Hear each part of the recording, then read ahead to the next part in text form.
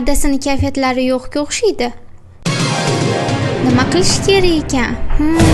Kun davomidagi yig'ilgan alamni eridan olish, besabab shunchaki arazlab olish, doimgidek keraksiz xarajatlarga pul so'rash, yaxshi ko'rgan taomini qilib, erni jahldan tushirish. Nima qilsam ekan?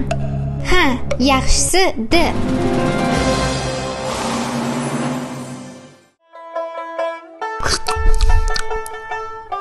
Xotin, oshni ham boplisan-da, o'zi ham bir ham kayfiyatim ko'tarildi. Kayfiyatingiz aniq joyiga keldimi, dadajonisi? Ha? Nimaga so'rayapsan? Tinchlikmi ish qilib?